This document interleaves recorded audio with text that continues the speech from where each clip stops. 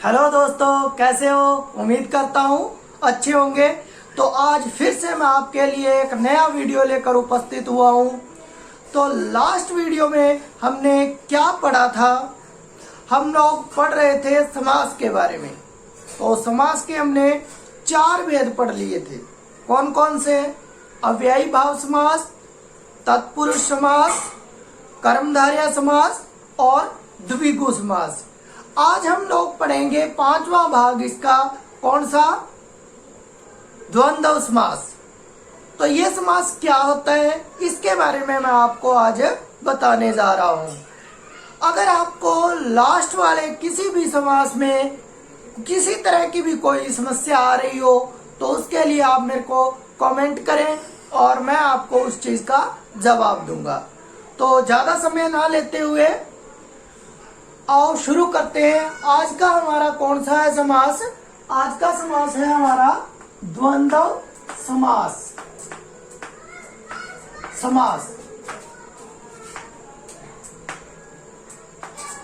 द्वंद्व समास। अब होता क्या है ये द्वंद्व समास? हम उसको कहते हैं जिसमें दोनों जो पद होते हैं वो प्रधान हो। ठीक है, तो आओ लिखो। जिस समास में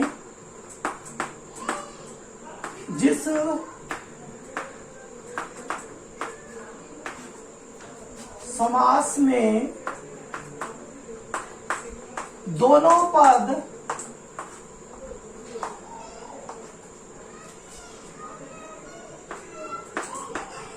प्रधान हो। ठीक है, जिसमें दोनों पद प्रधान होंगे, दोनों पद बराबर होंगे, उसको हम क्या बोलेंगे? द्वंद्व समास। और इसी में लिख लो, एक लाइन और ऐड कर दीजिए, और समस्त पद का विग्रह मैंने बताया था, तोड़ते हैं उसको बोलते हैं अलग करना। करने पर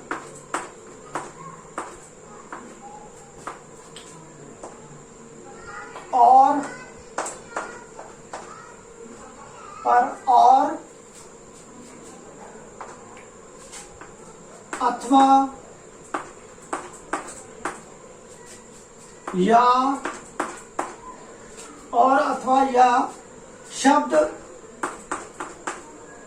का बीच में प्रयोग करते हैं। जब बीच में प्रयोग हो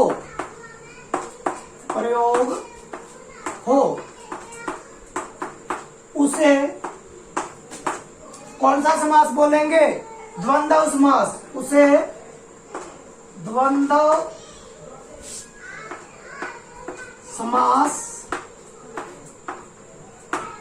कहते हैं। इतनी बात क्लियर है सभी को? इतनी बात स्पष्ट है? अब मैं आपको इसके उदाहरण कराता हूं। देखिए, जैसे मैं यहां लिखता हूं समस्त पद, और इधर मैं लिख देता हूं विग्रह पद। ठीक है, तो अब विग्रह उसका क्या होगा, समस्त पद क्या होगा वो देखिए। उससे पहले एक बार फिर से इसकी परिभाषा देखिए कि परिभाषा क्या कह रही है। यदि आपको परिभाषा पता है तो आप शब्द का विग्रह भी कर लोगे कि जिस समास में दोनों पद प्रधान हो। ठीक है, दोनों पद प्रधान हो। जैसे मैं लिखता हूं यहां पर माता पिता। ठीक है, अब इसका विग्रह क्या होगा? माता और पिता। समझाई? इसी तरह जैसे मैं एक और उदाहरण अगर ले लूं। ठीक है, जैसे मैंने लिया माता पिता के बाद में हम लोग ले लेते हैं, जैसे मैं उदाहरण लेता हूं यहां पर आचार व्यवहार। ठीक है, अब इसका विग्रह क्या करेंगे हम लोग? इसका करेंगे आचार और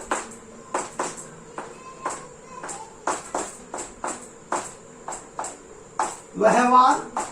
अब देखो हमने क्या किया, अब हमारी परिभाषा पर दोबारा आ जाइए। उसने कहा कि दोनों पद प्रधान हो, यानी माता भी प्रधान है इसमें और पिता भी, आचार भी और व्यवहार भी, दोनों पद प्रधान है इसके अंदर।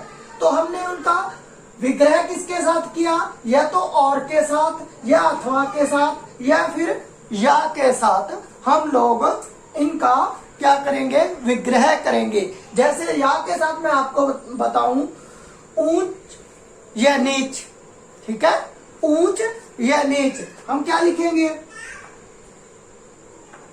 ऊंचा, नीचा। अब इसको हम लोग जब विग्रह करेंगे तो क्या आएगा? या तो ऊंचा,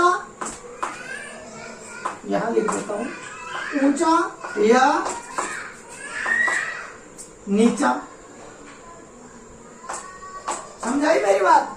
यानी कि मैंने क्या बनाया? या तो ऊंचा या फिर नीचा, इस तरह से। इसी तरह से हम लोग अथवा से भी बना सकते हैं, और से भी बना सकते हैं। तो क्या कहता है कि समस्त पद, समस्त पद कौन सा है? ये वाला, इसको हम समस्त पद बोलते हैं।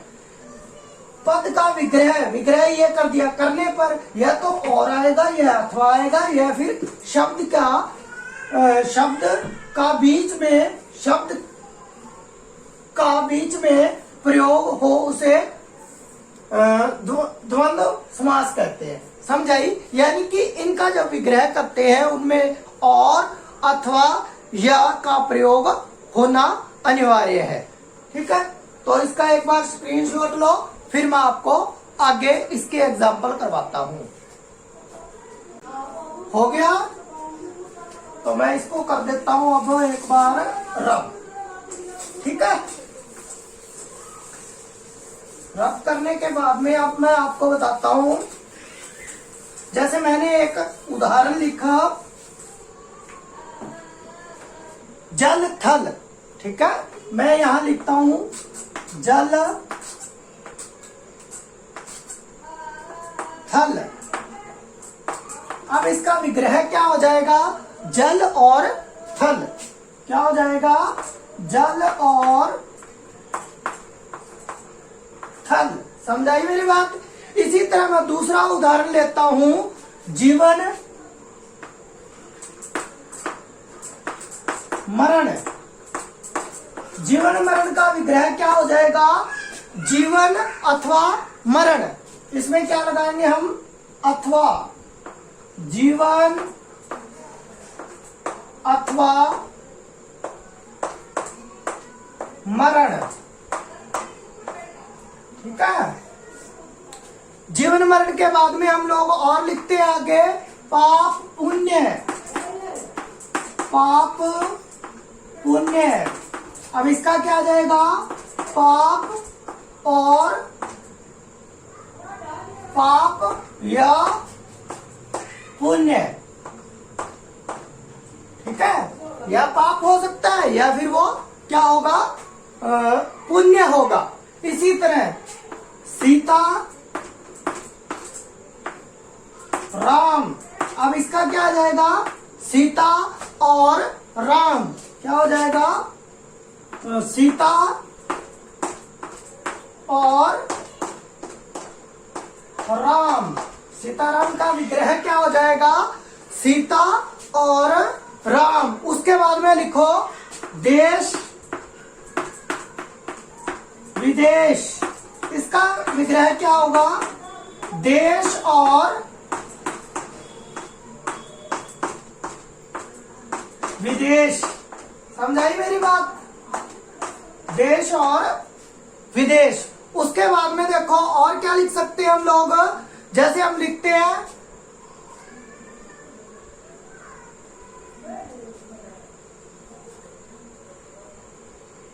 निर्धन धनवान। इसका क्या आएगा? निर्धन और धनवान। क्या आ जाएगा? निर्धन और धनवान। ठीक है, धनवान, निर्धन और धनवान। आगे लिखिए अन्न जल। इसका क्या आ जाएगा? अन्न और जल। ठीक है, अन्न और जल। पहले हमने लिखा है जल थल और ये है अन्न।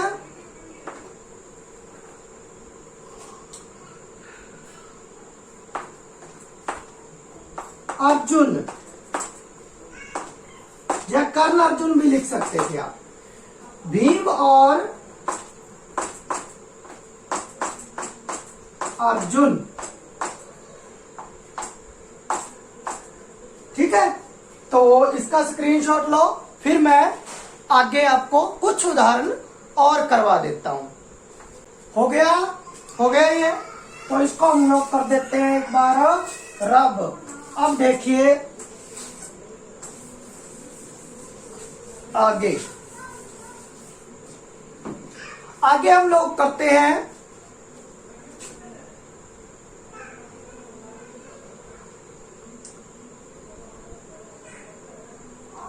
स्नान,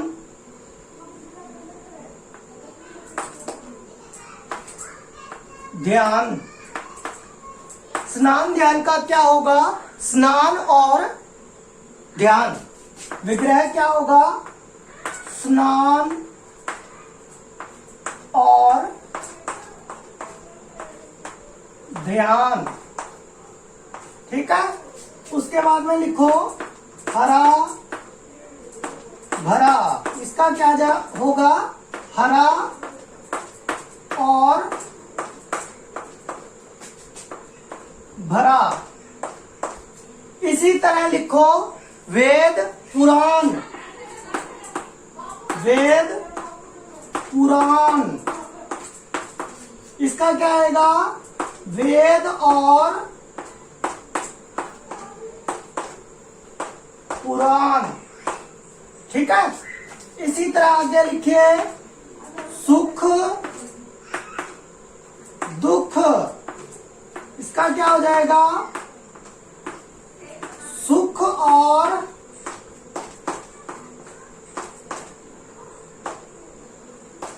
दुख। ठीक है, आगे देखिए बच्चे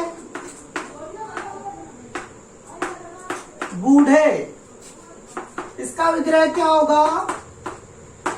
बच्चे और बूढ़े। ठीक है, यानी कि जिसमें दोनों बराबर रहे उनको हम क्या बोल देंगे? द्वंद्व समास। चाय कॉफी।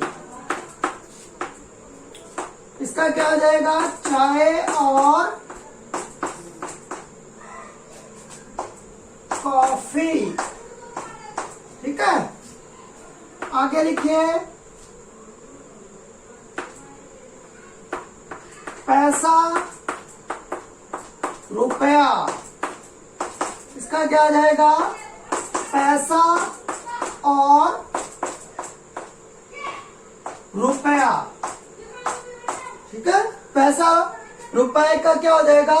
पैसा और रुपया। आगे लिखो थोड़ा बहुत। इसका आएगा थोड़ा या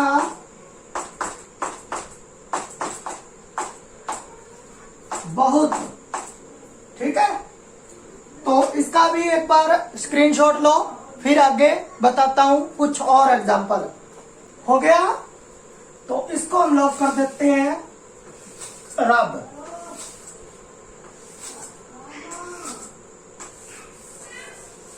अब देखिए थोड़े एग्जांपल हम लोग और कर लेते हैं। जैसे मैं लिखता हूं डोसा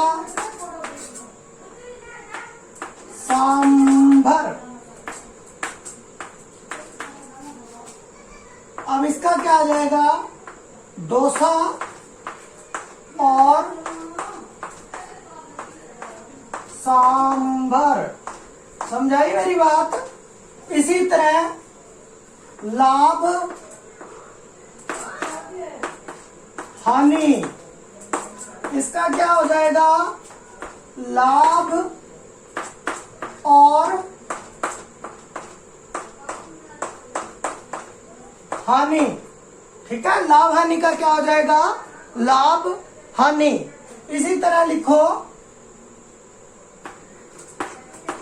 चम्मच गिलास, तो इसका हो जाएगा चम्मच और गिलास।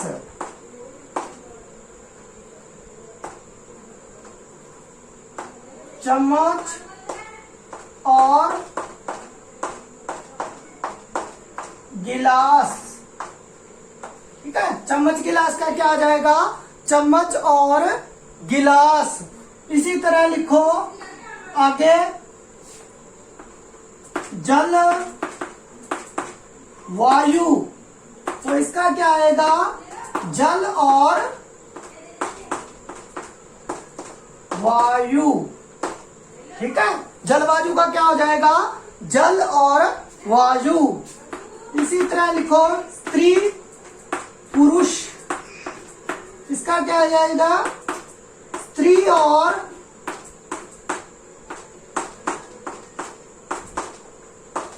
पुरुष। स्त्री और पुरुष। दूध दही, इसका क्या आएगा? दूध और दही। ठीक है, उसके बाद में लिखो गरीब अमीर, इसका क्या आ जाएगा? गरीब और अमीर। ठीक है, इसके बाद में आएगा दाल भात, दाल और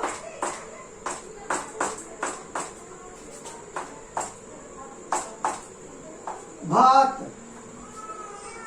ठीक है, दाल और भात के बाद में आएगा करण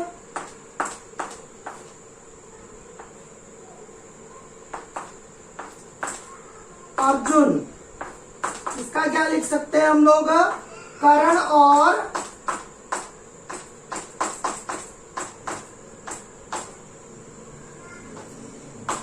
अर्जुन। तो मेरे हिसाब से अभी मैंने काफी इसके उदाहरण करवा दिए हैं, तो इससे आपको अच्छे से समझ आ गया होगा, ऐसी मैं उम्मीद रखता हूं आपसे। तो अगर फिर भी कहीं आपको समस्या आती है तो उसके लिए आप मेरे को कमेंट करिए, और अगर आप मेरे चैनल पर नए हैं तो चैनल को सब्सक्राइब कर लीजिए। इस चैनल पर मैं आपको संपूर्ण ग्रामर करवाने जा रहा हूं, वो भी बिल्कुल फ्री। तो मिलते हैं फिर एक और नेक्स्ट वीडियो के अंदर। तब तक के लिए जय हिंद, जय भारत।